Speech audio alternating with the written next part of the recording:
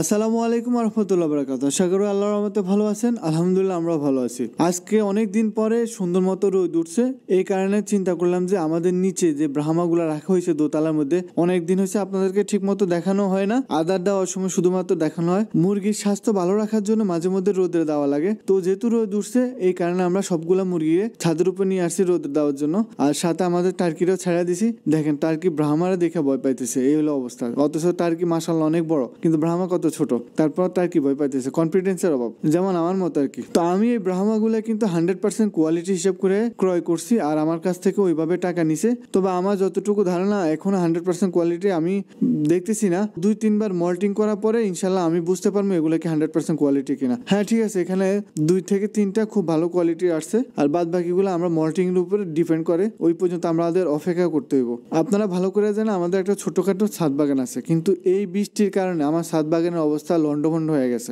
এত বেশি পরিমাণ বৃষ্টি হচ্ছে, এদেরকে ঠিক মতো পরিচর্যা করার সময় পাইতেছে না বাবা, মানে ওই অপশনে পাইতেছে না। সব সময় বৃষ্টি লাগিয়ে থাকে, এই কারণে আমার অনেকগুলা গাছ মারা গেছে। ঠিক মতো গাছের গ্রোথ হচ্ছে না, গ্রোথ নষ্ট হয়ে যাইতেছে। দেখেন আমার পেয়ারা গাছটার কি অবস্থা দেখতেছেন, 2টা পেয়ারা ধরে রয়েছে, আর গাছটা মরি যাওয়ার অবস্থা। কারণ ঠিক মতো সারটা দেওয়ার সময় পাইতেছে না, শুধু বৃষ্টি হইতেছে। বৃষ্টি অতিরিক্ত বৃষ্টি হলে তার সার দেওয়ার কোনো অপশন থাকে না। এখান দিয়ে লেবু গাছের অবস্থা দেখেন, পাতা ঝরতেছে। কিন্তু সবচেয়ে মজার ব্যাপার হচ্ছে আমার তুলসী গাছটা কিন্তু অনেক সুন্দর হয়েছে, অনেক বড় হয়ে গেছে।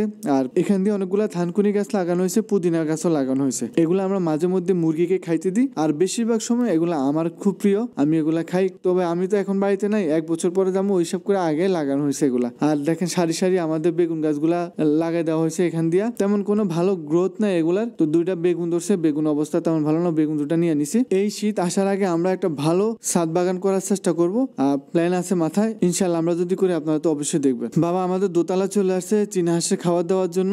আর আমাদের সবচেয়ে খুশির খবর হচ্ছে আমাদের 3টা চীনা হাঁস উমের মধ্যে আছে। কিন্তু আরেকটা মজার ব্যাপার হচ্ছে 3টা চীনা হাঁস তো ডিম পারছে ঠিক আছে, কিন্তু ডিম তো বেশি পারে নাই। তো 2টার মধ্যে দিয়ে বসা দিছি, কিন্তু বাকি যে একটা খালি আছে ওটা কিন্তু ওই 2টারে আগের মতো সেম ডিস্টার্ব করতেছে। আগে একবার ভুল করছি, এইবার তো আর ভুল করা সম্ভব না। তো আমরা কি করছি, আমাদের কিছু মুরগির ডিম দিয়ে আরেকটা চীনা হাঁসে বসা দিছি। এখন আমি আসলে জানি না যে মুরগির ডিম কি চীনা হাঁসের নিচে ফুটবো কিনা। যদি ফুটে তো আলহামদুলিল্লাহ, আশা করি ফুটবো। যদি ফুটে অবশ্যই আপনাদেরকে দেখাবো। আমাদের নিচে যে ইনকিউবেটর বাচ্চাগুলো আছে ওগুলা তো ব্রুডিং কমপ্লিট করার পরে কই রাখবো, এই কারণে বাবা একটা ছোটখাটো খাঁচা বানাইতেছে। যদি আমাদের খাঁচা মডেল বাবার মন মতো হয়, আলহামদুলিল্লাহ যেভাবে বাবা বানায় আমরা খুশি, কারণ আমাদের অনেকগুলো টাকা সেভ হয়। সারাদিন রোদ থাকার পরে রাত্রে 12টার দিকে বৃষ্টি হয়, আবার অবস্থা খারাপ করে দিছে। সবগুলা তারপর উঠানো ছিল, কে ভাবছে যে রাত্রে বেলা বৃষ্টি হইব। এখন 12টার উপরে বাজে, দেখেন কি অবস্থা। ফার্মের ভিতরে পানি ঢুকে যাইতেছে, বাবা পানি শেষ করতেছে। এখন বাবার ঘুমানোর সময়, কিন্তু কি করব, প্রকৃতির ডাক, যার কারণে আসি ফার্ম ঠিক করতেছে, আর তারপর গুলো আস্তে আস্তে নামা দিতেছে। কষ্টের কথা আর কি, কোন মানুষ মনে করে যে ফার্ম দিয়া